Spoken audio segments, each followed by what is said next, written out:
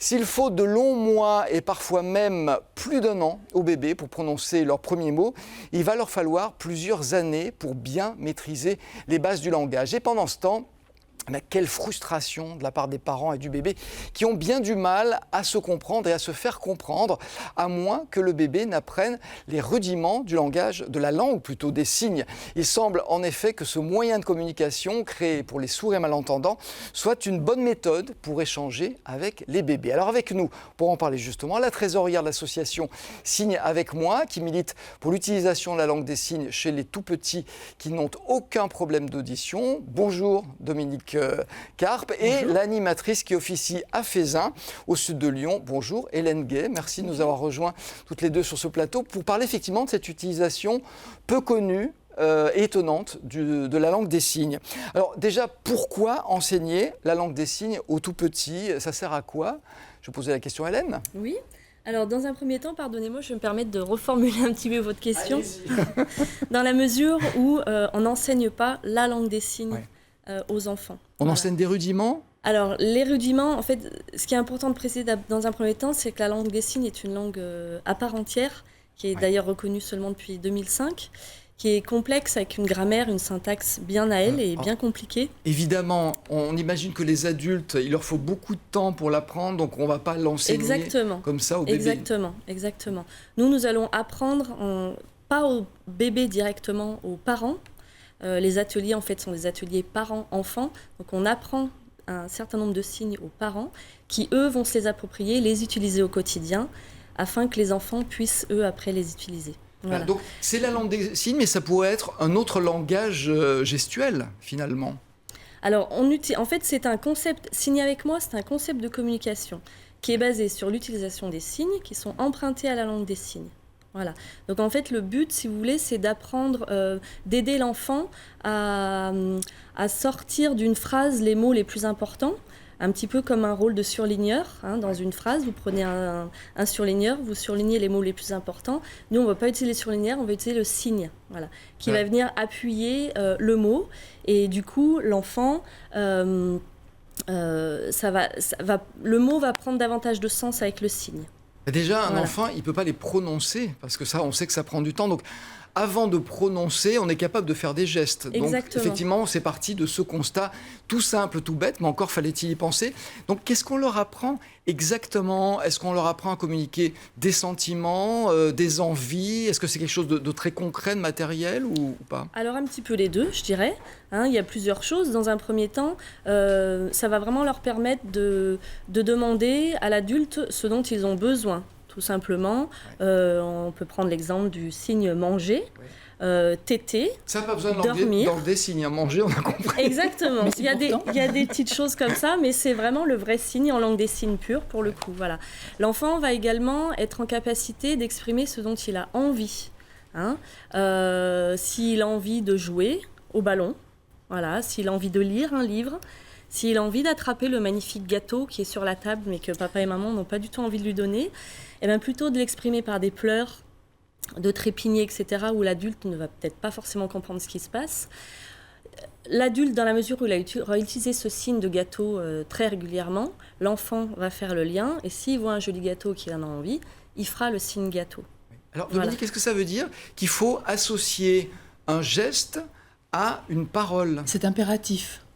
C'est impératif. Parce que pour que l'enfant comprenne ce qu'est le livre.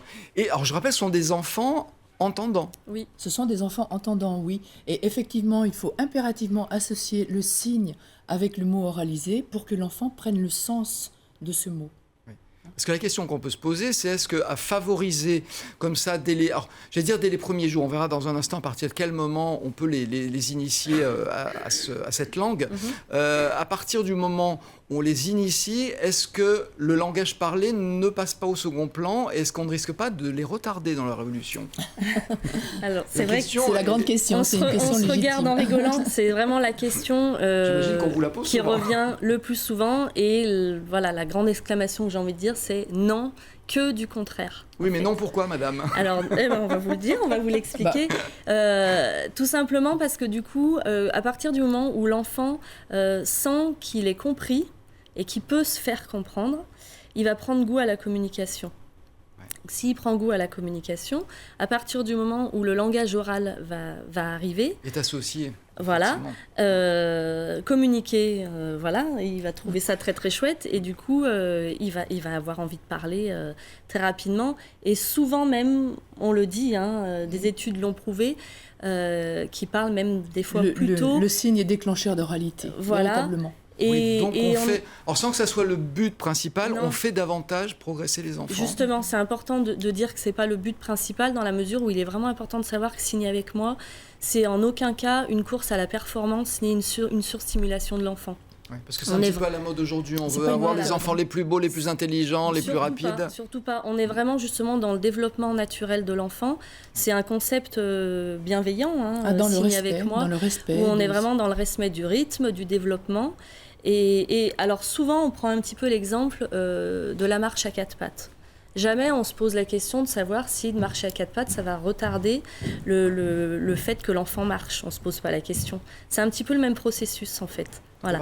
Avant de savoir marcher, on génère une mécanique, Exactement. Après on lui facilite l'apprentissage de toutes les autres mécaniques. Le marcher à quatre pattes, il vient naturellement. Les signes, ils ne viennent pas naturellement, sauf que c'est vrai qu'à partir de entre 6-8 mois, quand il y a la motricité fine qui commence à apparaître, les marionnettes, le faire au revoir, montrer du doigt, je tends les bras, on se dit, l'enfant, il est capable d'imiter ces signes. Pourquoi ne pas lui en mettre d'autres entre les mains ? Oui. Voilà. Alors Dominique, on parlait de l'âge auquel on peut commencer cet apprentissage. Est-ce qu'il y a une règle aujourd'hui ? Eh bien, en fait, l'enfant, il est dans la communication dès sa naissance. Mais dès qu'il ouvre les yeux, dès qu'il ouvre les oreilles. Voilà. Mais on peut dire, tout du moins les psychomotriciens conseillent 6 mois environ. On peut commencer à signer avec le bébé à partir de 6 mois. Mais c'est vers 7-8 mois que le bébé pourra faire un geste avec la main entière. Et puis vers 10 mois avec des signes un peu plus déliés, dès lors qu'il y a des signes de communication tels que envoyer des baisers, dire non, tout ça, ça peut... Alors je précise, un signer, ça veut dire utiliser la langue des signes. Signer, exactement. Avant de communiquer avec leur bébé, donc les adultes doivent faire l'apprentissage, alors non pas de la langue des signes, mais de certains éléments. Ça prend combien de temps, ça ? Oh, ça peut être très rapide, tout dépend de la motivation, bien sûr. Du vocabulaire, on apprend combien de Alors le vocabulaire, pas forcément des mots, mais oui, il y a environ 6 thèmes, les thèmes principaux de la vie quotidienne du bébé. Il y a l'alimentation, les animaux, sensations, émotions. On n'a pas développé, mais on pourra peut-être rebondir dessus quand même, parce que ce sont des signes qui sont importants et qui nous aident énormément dans le quotidien. Quand un bébé sait dire qu'il a peur, quand il sait dire qu'il est surpris, tout du moins quand il le signe. J'imagine que ça, l'apprentissage est plus difficile parce qu'on est dans le domaine de l'abstrait. Oui. Autant un livre, on peut lui montrer le livre et associer le geste et la parole. Oui, mais c'est plus ou moins, on peut le comprendre parce que le signe peur, c'est le cœur qui bat.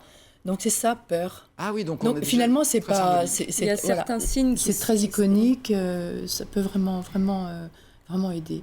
Montrez-nous quelques signes, justement, les plus courants qu'on enseigne aux parents, justement, pour qu'ils puissent justement, Dominique, communiquer avec les bébés. Naturellement, pour vous donner une explication, tout à l'heure, tu as fait le signe de lumière. Donc voilà, ça, c'est le signe de lumière. Après, effectivement, les quelques signes que l'on peut donner, voilà, nous sommes contents d'être ici. On est très contents de vous rencontrer aujourd'hui. Et de présenter notre association et la communication gestuelle Signe avec moi. Voilà. Oui, alors, je constate que vous maîtrisez évidemment la langue des signes. Quelle était votre motivation pour vous lancer dans cette association ? Est-ce que vous étiez déjà touché personnellement ?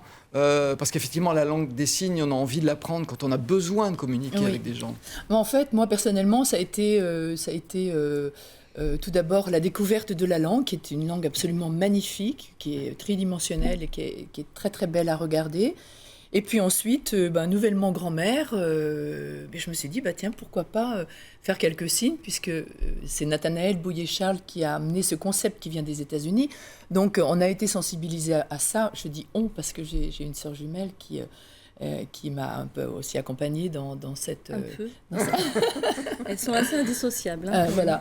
Et nous signons avec nos petits-enfants et nous avons trouvé ça absolument magique. Alors vous dites que ça vient des États-Unis, donc on a un recul sur l'utilisation. Oui, ça existe depuis plus de 30 ans aux États-Unis. Et donc on sait aujourd'hui que c'est efficace. Est-ce que c'est en train de prendre en France ou est-ce que c'est vraiment une infime minorité des parents qui pour l'instant s'y intéressent ? Non. On peut dire que ça prend réellement au niveau des familles et puis au niveau des structures de petite enfance. Oui. L'argument qui est le plus important pour eux et que donc vous utilisez, c'est lequel ?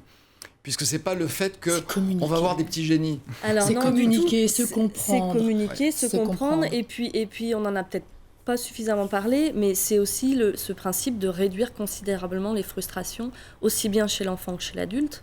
C'est ce que je disais en début d'émission, Exact, effectivement, tout à la fait. frustration parce qu'on ne se comprend pas. La frustration, voilà, de ne pas se comprendre. Et puis, bien souvent, malheureusement, l'enfant, comment une communication, qu'est-ce qu'il a? Il a le pleur, ou alors le renfermement. Il n'a pas les mots. Hein. Il n'a pas les Bien mots. donc souvent, il on pleure. entend dire un enfant qui pleure pas, oh, il est sage, hein, il est bien, il dort, il mange et on l'entend pas. Non, voilà, un bébé, il a besoin de s'exprimer. Donc là, on lui donne un moyen de s'exprimer. Et du coup, cette réduction de frustration, elle crée aussi un lien d'attachement considérable entre le parent et l'adulte, entre Alors, le parent et l'enfant. Pardon. C'est un mode de communication qui s'enseigne et donc ça a un coût. Aujourd'hui, est-ce que c'est pris en charge? Il faut compter quel ordre de prix, quelle fourchette, justement pour... Je vais Il y a laisser une la fourchette. trésorière répondre à cette question. Oui, vous êtes à mieux placé. Oui, j'ai envie de placer. Mais écoutez, tout dépend un peu des animatrices, parce qu'il y a plusieurs actions. Il y a une action auprès des familles, donc des ateliers parents-bébés, et puis une action au niveau des structures de petite enfance. Donc là, il y a des prises en charge par des OPCA. Bon. Autrement, au niveau des familles, c'est peut-être plus ce qui nous intéresse.